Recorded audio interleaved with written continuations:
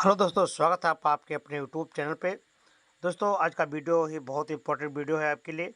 जो रसायन विज्ञान का मॉडल पेपर है, ये आपको दिखाई दे रहा है आपके स्क्रीन पर। तो आज का ये रसायन विज्ञान मॉडल पेपर जो आपके एग्जाम के लिए बहुत ही लाभकारी होगा। तो आपको ले चलते हैं आपको आपके क्वेश्चन पेपर की तरफ। देखिए, आपका पहला क्वेश्चन ये देखिए इस तरह से है। समय आपको निर्देश में दिया हुआ है। समय 3.25 घंटे हैं। प्रारंभ में आपको 15 मिनट परीक्षार्थियों को पढ़ने के लिए दिए गए हैं। प्रत्येक प्रश्न के निर्धारित अंक उसके समक्ष दिए गए हैं। ये आपको देखिए, अब आपको ले चलते हैं। ये देखिए, आपका ये विकल्प वाला पहला प्रश्न आएगा। ये सभी के एक एक अंक निर्धारित होते हैं। तो देखिए, ये सभी के एक एक अंक हैं। पहला क्वेश्चन है, इस प्रश्न के प्रत्येक खंड में 4 विकल्प दिए गए हैं। सही विकल्प चुन करके अपनी आप उत्तर पुस्तिका में लिखिए। ये आपको देना है। पहला है, जलीय विलयन के जलीय विलयन में क्षारीय प्रबलता का सही क्रम क्या है? तो ये सही क्रम आपको दिखाना है। CH3 NH2, इसमें देखिए ये CH3 जो आपके 4 विकल्प दिए गए हैं, इसमें से आपको छांट करके लिखना है कि कौन सा विकल्प सही है। ठीक है, तो देखिए इसमें पहला जो विकल्प है वो का खंड का सही है, आपका फोर्थ। ठीक है, ये पहला आपका का खंड का फोर्थ आपका सही है। अगला क्वेश्चन देखिए,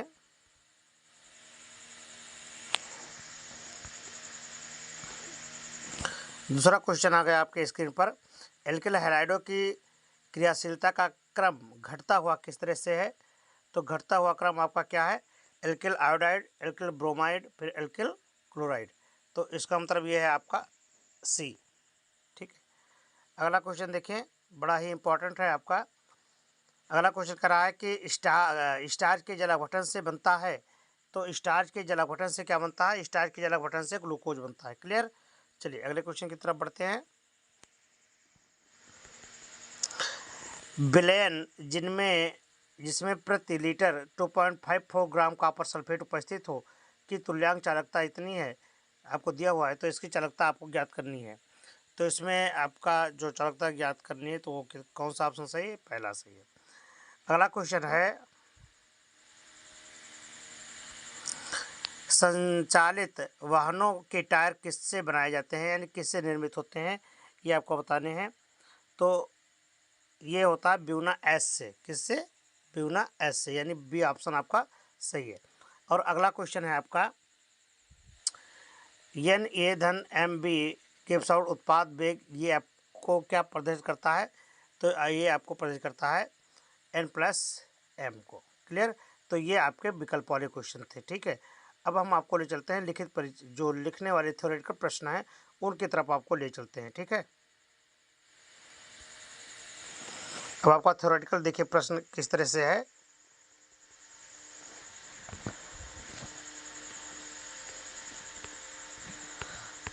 ये देखिए, आपका पहला क्वेश्चन आ गया। इसका थ्योरेटिकल में देखिए, ये है आपका प्रतिप्रासरण क्या है, इसका उपयोग क्या होता है। ये आपको दूसरे का खंड में देना है प्रश्न कि प्रतिप्रसारण किसे कहते हैं। तो देखिए इसका उत्तर देखिए, ये है आपका, यदि प्रसारण दाब से अधिक दाब विलयन पर लगाया जाता है।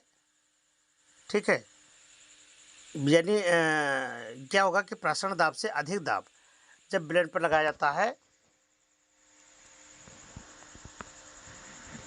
तो विलय के अणु विलयन से शुद्ध विलायक की ओर प्रवाहित होने लगते हैं। क्योंकि यह प्रक्रिया प्रासरण की क्रिया के विपरीत दिशा में होती है, इसलिए यह क्रिया व्युत्क्रम प्रासरण कहलाती है। क्लियर? इस प्रक्रम का प्रयोग कहाँ पर किया जाता है, ये भी आपको जानना जरूरी है। तो इस प्रक्रम का प्रयोग समुद्री जल प्राप्त करने के लिए तथा घरों में शुद्ध पेयजल पदार्थ प्राप्त करने में, यानी शुद्ध पेयजल प्राप्त करने में इसका उपयोग किया जाता है। ठीक है, ये आपको ध्यान में रखना है। हो गया ना? तो दूसरे का आपको मिल गया। ठीक है, अगला देखिए, एक खंड है आपका। एक की 24 डिग्री सेल्सियस पर एक शर्करा विलयन का प्रासरण दाब 2.5 वायुमंडल विलयन की सांद्रता ग्राम मोल प्रति लीटर में ज्ञात कीजिए। तो ये देखिए दिया है आपका पाई बराबर 2.5 वायुमंडल, तो टी आपको इसमें केबिन में करना है तो दो जितना भी टेम्परेचर होगा उसमें 273 जोड़ देंगे तो ये हो जाएगा आपका 297। एस का मान इतना है, आप सूत्र पर रख देंगे और ये मान आपका निकल आएगा। ठीक है,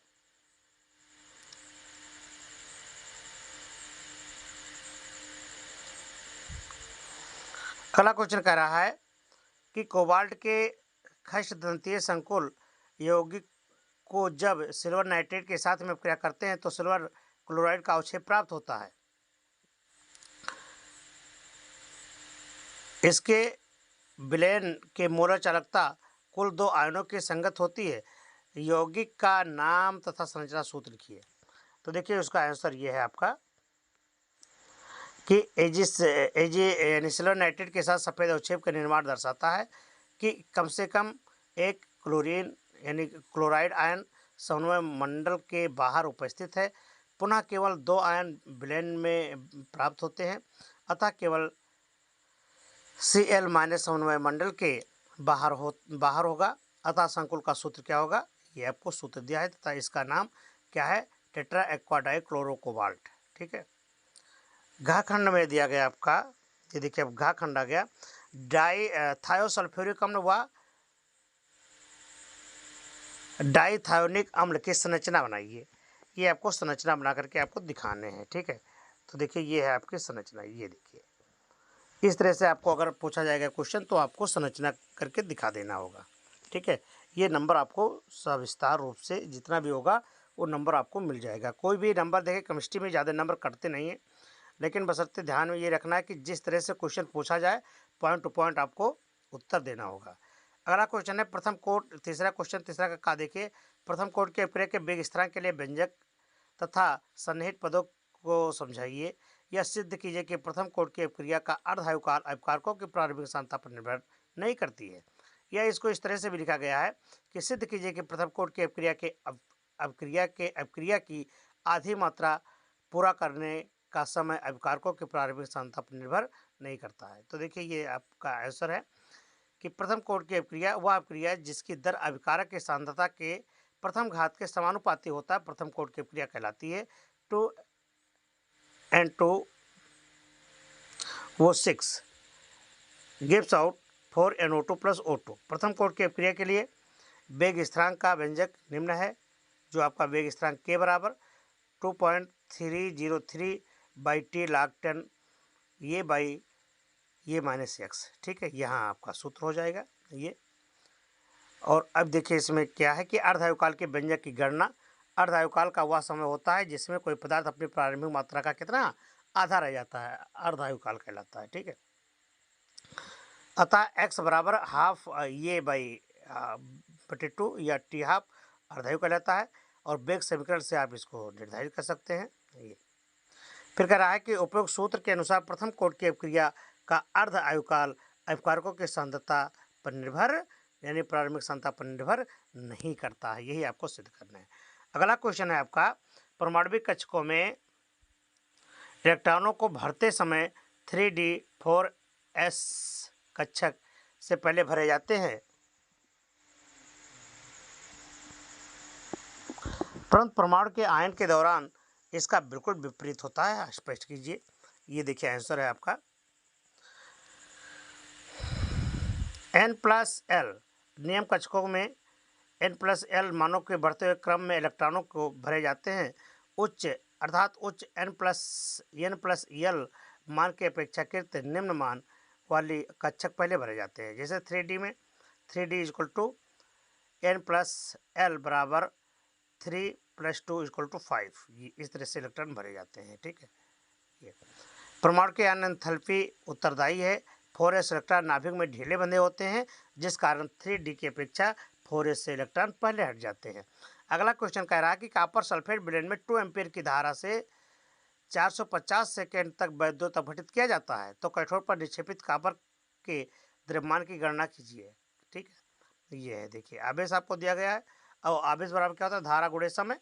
सभी का मान रख दीजिए और आपका आंसर निकल आएगा कितना 0.588 g ग्राम मने कॉपर। ठीक है, अगला क्वेश्चन कह रहा है मालिश परीक्षण क्या है, यह किस प्रकार किया जाता है। मालिश परीक्षण देखिए, मालिश परीक्षण यह कार्बोहाइड्रेट की उपस्थिति के विषय में पता लगाने के लिए उपयुक्त किया जाता है। पदार्थ के जलीय विलयन में 2 मिलीलीटर मालिश अभिकर्मक डाला जाता है। फिर प्रणाली को बिना हिलाए बहुत सावधानी से प्रणाली की दीवार के सहारे बूंद बूंद करके शांत सल्फ्यूरिक यानी H2SO4 डालने पर 2 परतों के बीच में लाल या भूरे रंग के छल्ले बन जाते हैं, जो कुछ समय के बाद बैगनी रंग हो जाता है और यह निश्चित हो जाता है कि कार्बोहाइड्रेट है ना। अगला क्वेश्चन कह रहा है कि एमिनो अम्ल क्षारीय प्रकृति के अमीनो समूह तथा अम्लीय प्रकृति के कार्बोक्सिल समूह रखते हैं। जलीय माध्यम में NH2 समूह एक प्रोटीन ग्रहण करता है तथा COH एक तो ये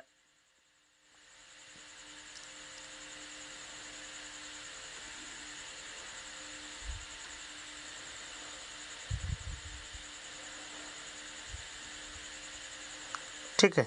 देखिए क्वेश्चन इसका ये था कि अमीनो अम्ल में उभयधर्मी प्रकृति का संक्षिप्त रूप दिखना है, तो ये है इसका, ये आपका क्वेश्चन है और ये इसका आंसर है। ठीक है, तो पहले आपको ये देखना होगा कि अमीनो अम्ल में उभयधर्मी प्रकृति के संक्षिप्त वर्णन कीजिए। तो देखिए अमीनो अम्ल की क्षारीय प्रकृति में अमीनो समूह और अम्लीय में कार्बोक्सिल समूह रखते हैं। जलीय माध्यम में NH2 समूह एक प्रोटीन ग्रहण करता है और COOH समूह एक प्रोटीन मुक्त करता है, जिसके फलस्वरूप एक द्विध्रुवीय आयतन बनता है जिसे ज्यूटर आयन कहते हैं। इस रूप में अमीनो अम्ल तथा क्षार दोनों के समान व्यवहार करता है। ये प्रकृति उभयधर्मी होती है। क्लियर। अगला क्वेश्चन कह रहा है, ये आ गया आपके पास कि मिथिल एमीन अमोनिया से अधिक क्षारकीय है, समझाइए। ठीक है, तो ये देखिए अमोनिया में इलेक्ट्रॉन युग्म रखने वाले नाइट्रोजन परमाणु 3 हाइड्रोजन परमाणुओं से जुड़ा होता है, जबकि मिथिल एमीन में यह एल्किल समूह से जुड़ा रहता है। एल्किल समूह के धनात्मक पीरियडिक प्रभाव के द्वारा नाइट्रोजन परमाणु के इलेक्ट्रॉन घनत्व में वृद्धि हो जाती है। परिणामस्वरूप मिथिल एमीन अमोनिया की तुलना में अधिक सरलता से इलेक्ट्रॉन युग्म दान कर सकती है। इसी कारण मिथिल एमीन अमोनिया से अधिक क्षारकीय होता है। क्लियर। अगला क्वेश्चन कह रहा है आपका कि बेंजिल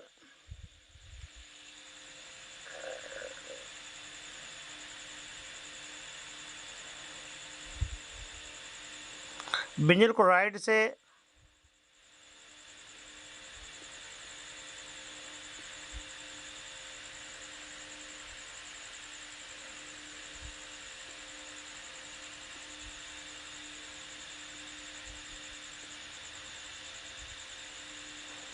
ये समीकरण आपको लिखना है। बेंजील क्लोराइड से NN डाइमेथिल फिनिल मिथिलीन के निर्माण का रासायनिक समीकरण लिखना है। और दूसरा कह रहा है कि रासायनिक समीकरण को पूरा कीजिए। ठीक है, ये आपको दोनों क्वेश्चन कह रहा है।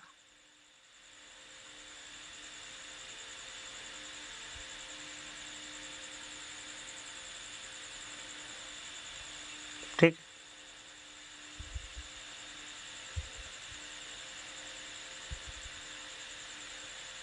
तो ये है आपका आंसर। ये देखिए,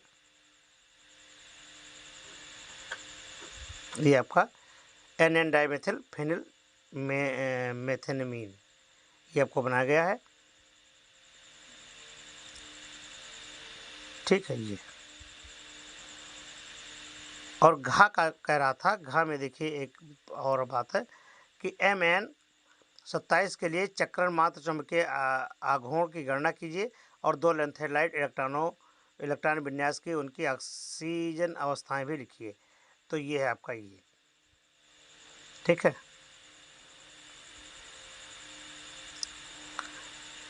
ये आपका इलेक्ट्रॉनिक विन्यास दिया हुआ है, ये आपको लिखना होगा। अगला क्वेश्चन है आपका 5 का। देखिए ये सवाल है कि संक्रमण तत्व किस प्रकार के यौगिक उच्च ऑक्सीकरण अवस्था दर्शाते हैं। दूसरा कह रहा है कि द्रव अस्नेही शाल द्रव विरोधी शाल की अपेक्षा अधिक अस्थायी क्यों होते हैं। तो देखिए पहला है कहा है कि संक्रमण तत्व की उच्च ऑक्सीकरण अवस्थाएं फ्लोराइडो व ऑक्साइडों से परिलक्षित होती हैं। जैसे मैग्नीज की कितना +7 ऑक्सीकरण MN2O2 में परिलक्षित होती है। और दूसरा में कह रहा है कि द्रव स्नेही साल अत्यधिक जलयोजित होता है तथा जलयोजन के कारण ये अत्यधिक स्थिर होता है और सरलता से अस्कंदित नहीं होता है। इसके विपरीत द्रव विरोधी शाल सरलता से अस्कंदित हो जाते हैं, जिसके कारण ये अधिक अस्थायी होते हैं। ठीक है, अगला क्वेश्चन कह रहा है कि एल्किल हैलाइडों आबंध की प्रकृति का प्रतिस्थापन क्रिया की क्रियाविधि का वर्णन कीजिए। तो ये देखिए, कार्बन हैलाइड आबंध की प्रकृति। हाइड्रोजन में कार्बन हैलाइड आबंध का निर्माण कार्बन के sp3 संकरित कक्षक या हाइड्रोजन के np अपूर्ण कक्षक के अतिव्यापन द्वारा होता है, जो कि कार्बन की तुलना में हाइड्रोजन परमाणु अधिक विद्युत ऋणात्मक होता है। अतः कार्बन हैलाइड्स आबंध ध्रुवीय होता है, जिस कारण की क्रियाशीलता उच्च होती है। ठीक है, ये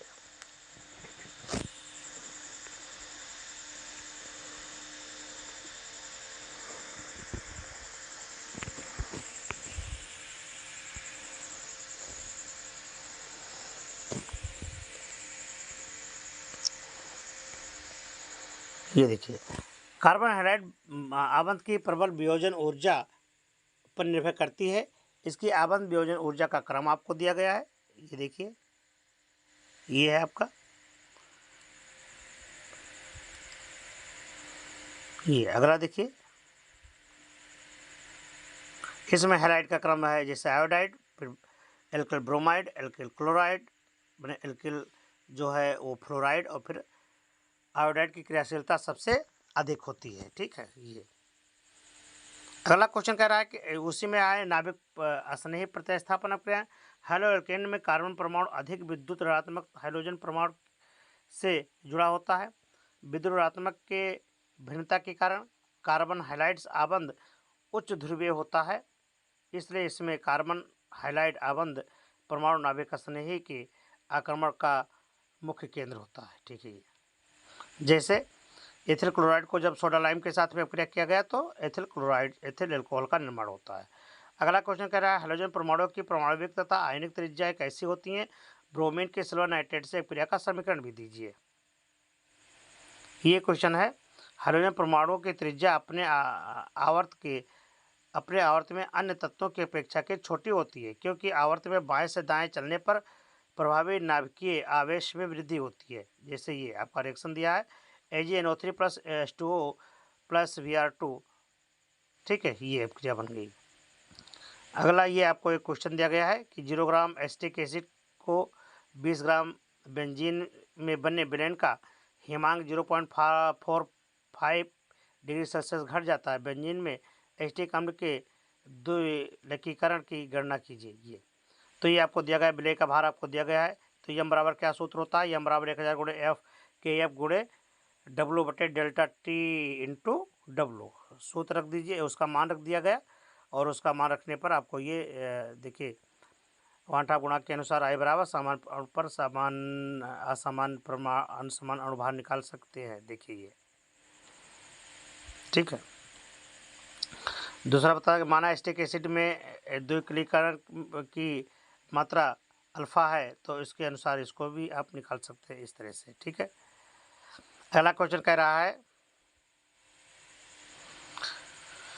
अगला क्वेश्चन है कि पुराने मकानों के खिलाड़ियों के शीशे नीचे से मोटे तथा दूधिया हो जाते हैं, क्यों? दूसरा क्वेश्चन कह रहा है अक्रिस्टलीय ठोस की परिभाषित कीजिए तथा इसके 2 उदाहरण दीजिए। फिर तीसरा कह रहा है 1 ग्राम द्रव्यमान के NaCl घनीय आदर्श क्रिस्टल में कितनी इकाई सेल उपस्थित होते हैं, या करके दिया गया है कि अणुसंख्य गुणों द्वारा मापन करने पर कुछ विलय के मोलर द्रव्यमान असमान क्यों प्राप्त होते हैं? वांट आप गुणांक के आधार पर इनकी व्याख्या कीजिए। अगला क्वेश्चन कह रहा है एक यौगिक के 4.8 ग्राम को 240 ग्राम जल में घोलने पर एक वायुमंडलीय दाब पर विलयन का क्वथनांक इतना प्राप्त होता है। तो ये आपको क्वेश्चन दिए गए हैं। ठीक है, अब देखिए ये आपका आंसर आ गया पहले का कि पुराने मकानों में लगी खिड़कियों के शीशे नीचे से मोटे तथा दूधिया होते हैं, क्योंकि कांच एक छद्म ठोस है। ठीक है, तथा गुरुत्व के प्रभाव में मंद गति से नीचे की ओर बहने लगता है। दूसरे का उत्तर देखिए, वह ठोस जिनमें अवयवी कणों की कोई निश्चित व नियमित व्यवस्था नहीं होती, अर्थात अवयवी कणों की लघु परासी व्यवस्था पाई जाती है, अक्रिस्टलीय ठोस कहलाते हैं, जैसे रबड़, प्लास्टिक, कांच आदि। तीसरे का है 1 ग्राम के अणुओं या इकाई सूत्रों की संख्या आपको दी गई है, ये इतना आपको निकालना है।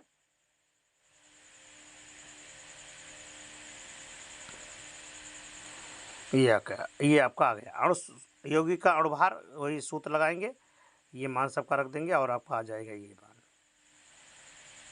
ठीक है, ये मान रखेंगे और आपका सूत्र ये रखेंगे और आपका ये आ जाएगा। अगला देखिए, अथवा में था कुछ यौगिक विलायकों के घोलने पर अपघटित तथा संगुणित हो जाते हैं, जैसे एथेनॉइक के अणुओं का बेंजीन में हाइड्रोजन आबंध बनने के कारण द्वितीयन हो जाता है, जबकि जल में ये आयन अपघटित हो जाते हैं। इसके विपरीत विलेन में रासायनिक स्पीशीज की संख्या विलेन में मिलाए गए विलेय के रासायनिक स्पीशीज की संख्या की अपेक्षा घटिया बढ़ जाती है। ठीक है, ये चूँकि अणुसंख्यक गुणों का मान विलेय के कणों की संख्या पर निर्भर करता है, अतः अणुसंख्य गुणों द्वारा मापन करने पर विलेय के मोलर द्रव्यमान इसके सामान्य मान की अपेक्षा कम या अधिक हो सकता है।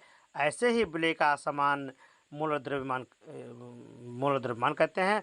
वांट हाफ ने वियोजन द्वारा संयोजन की सीमा के निर्धारण के लिए एक गुणांक आई प्रतिपादित किया, जिसे क्या कहते हैं, वांट हाफ गुणांक भी कहते हैं। ठीक है, ये और इसमें दूसरा क्वेश्चन था, आपको न्यूमेरिकल सभी का मान रख दीजिएगा और इसमें आपका उत्तर आ जाएगा। इसका खा खंड में देखिए, ये आपको क्वेश्चन दिए गए हैं 4। कुछ प्राथमिक अल्कोहल का ऑक्सीकरण करने पर एस्टर का निर्माण होता है, क्यों? फिर पूछ रहा है कि एस्टीकरण की क्रिया लिखिए। तीसरे में कह रहा है ये आपका क्रियात्मक समूह दिया गया है, इसमें योगात्मक अभिक्रिया नहीं दर्शाता, अथवा करके भी क्वेश्चन पूछा जा रहा है। तो पहले में देखिए क्या है, ये देखिए, ये है आपका पहला क्वेश्चन। इसका देखिए, कुछ प्राथमिक अल्कोहल ऑक्सीकरण पर एस्टर बनाते हैं, ऐसा हेमी एसीटेट बनाने के कारण होता है, ये एस्टर में अपेक्षाकृत हो जाता है। ये देखिए, प्राथमिक अल्कोहल है, जब ये अभिक्रिया ऑक्सीजन से करता है तो एसिटल्डिहाइड, और एसिटल्डिहाइड से क्या बनता है, हेमी एसीटेट बनता है, फिर उसके बाद में क्या बनता है, एस्टर का निर्माण होता है। क्लियर। अब दूसरे में चलेंगे, जब कार्बोक्सिलिक अम्ल शांत सल्फ्यूरिक अम्ल की उपस्थिति में अल्कोहल से क्रिया करता है तो एस्टर का निर्माण होता है। यह अभिक्रिया क्या कहलाती है, एस्टरीकरण, यानी एस्टर बनेगा तो आपका एस्टरीकरण कहलाता है। देखिए, तीसरे में देखिए क्या होता है, तीसरे में कह रहा है कि ये आपके कौन से क्रियात्मक समूह, तो देखिए ये समूह निष्क्रिय होता है, इसका कारण कार्बोक्सिलेट आयन या अनुनाद अस्थायित्व है। अथवा में क्या था, अथवा में करके जो क्वेश्चन था उसका आंसर है, द्वितीयक अल्कोहल में आइसोप्रोपिल अल्कोहल के उत्प्रेरकी विहाइड्रोजनीकरण से एसीटोन प्राप्त किया जा सकता है। ये देखिए,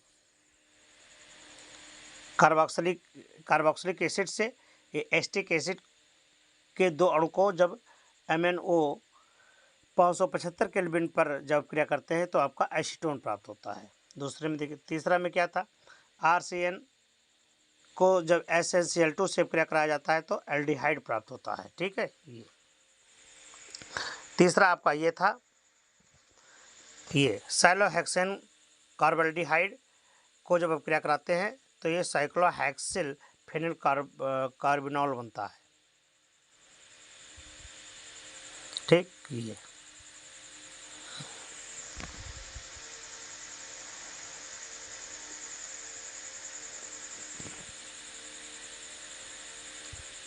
अगला क्वेश्चन आ गया कि ग्रिग्नार्ड अपकर्मक एक ध्रुवीय है, अतः ग्रिग्नार्ड अपकर्मक अत्यंत क्रियाशील होते हैं तथा जल का एक उत्तम स्रोत के साथ क्रिया कर हाइड्रोजन देते हैं। ये तो पहला और दूसरे में A और B 2 प्रकार के हैं।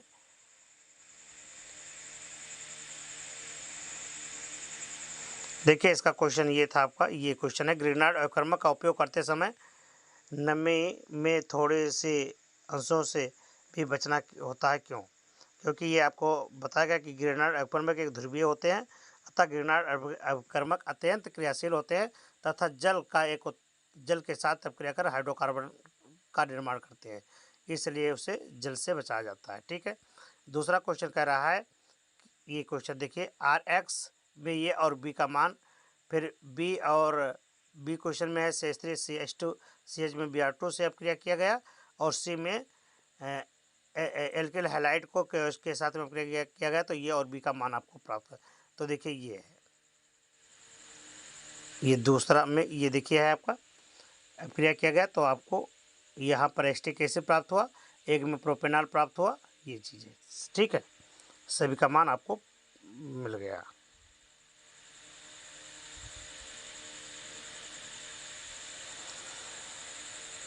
अगला क्वेश्चन कह रहा है कि यौगिक ये KMnO4 के साथ में क्रिया करेगा, ऑक्सीकरण यौगिक बनता है ये फलाना, और इसमें कह रहा है कि फार्मिक एसिड और एस्टिक एसिड में। तो देखिए पहला ये एल्कोहल के साथ अथवा में एल्कोहल के साथ में KMn के साथ में क्रिया करेगा तो कार्बोक्सिलिक अम्ल का निर्माण होगा। फिर अगला क्वेश्चन कह रहा है कि फार्मिक अम्ल और एसिटिक अम्ल में अंतर, फार्मिक अम्ल और एसिटिक अम्ल में क्या अंतर है परीक्षण में। देखिए तो फार्मिक और एसिटिक में अंतर परीक्षण में पहला होता है कि अम्ल के उदासीन विलयन में फैलिंग विलयन डालकर गर्म करने पर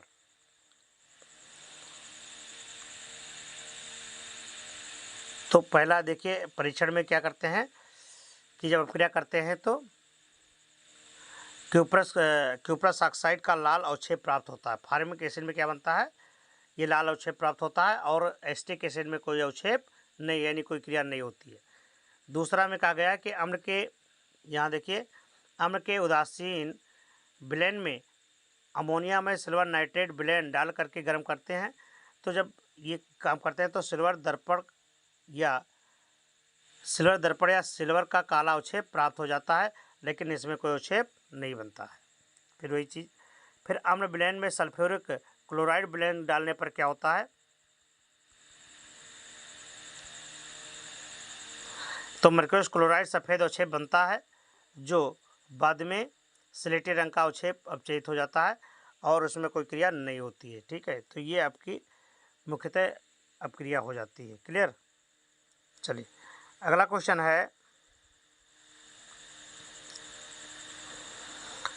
है, क्या होता है जब, व्हाट हैपेंस व्हेन में केवल आपको रिएक्शन देना है। बेंजल्डिहाइड को NaOH के साथ में गर्म किया जाता है, फॉर्मल्डिहाइड को अमोनिया के साथ में गर्म करते हैं, फिर एसीटोन को हाइड्रोजन साइनाइड के साथ में क्रिया कराते हैं, फिर टॉलुइन को CrO2Cl2 से क्रिया कराते हैं, और एल्डिहाइड को तब क्षार से क्रिया कराते हैं। या दूसरे में आपको कैसे प्राप्त करोगे, तो एक है क्या होता है जब, और दूसरा है कैसे प्राप्त करोगे। फेनिल साइनाइड से बेंजोइक एसिड, बेंजोइक अम्ल से बेंजीन, एसिटल्डिहाइड से क्लोरल, एसीटोन से प्रोपेनटोआल, और फार्मिक अम्ल से एथिल अल्कोहल। ये कैसे आप प्राप्त करेंगे, तो ये आपको बनाने को बताया जा रहा है। ठीक है,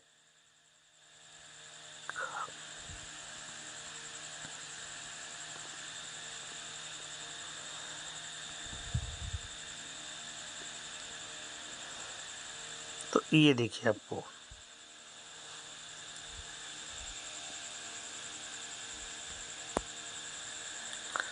क्या होता है जब बेंजल्डिहाइड को NaOH के साथ में क्रिया करते हैं। ठीक है,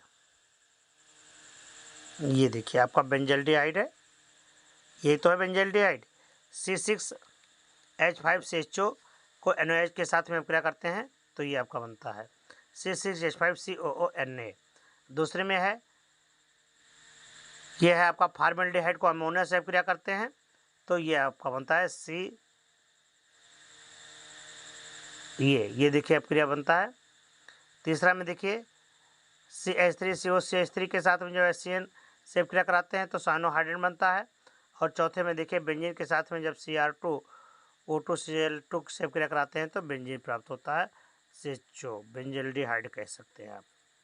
ठीक है, पाँचवें में देखिए ये बनता है आपका, ये आपका एसिटल्डिहाइड है, सोडियम हाइड्रोक्साइड के साथ में अपक्रिया करता है, तो ये आपका प्राप्त होता है। ठीक है,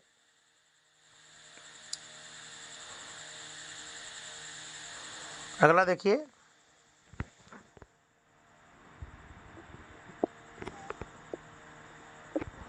ये बी में आपको बताया गया था कि किस तरह से प्राप्त होगा। तो पहले में जब CN से अपक्रिया करता है तो आपका ओइक एसिड प्राप्त होगा। दूसरे में देखिए ये अपक्रिया करता है तो आपका बेंजीन ही प्राप्त होगा। ठीक है, इस तरह से ये तो ये है आपका, ये कैसे प्राप्त करेंगे ये वाला समीकरण है। तो ये समीकरण और ये पूरा का पूरा पाठ हल हो गया। मात्र लगभग आधे घंटे में आपका समय लगा और पूरा का पूरा सॉल्व हो गया पेपर। तो ठीक है, फिर आप पढ़ते रहें और बने रहें हमारे साथ। हम फिर मिलते हैं आपको अगले वीडियो में, तब तक के लिए नमस्कार।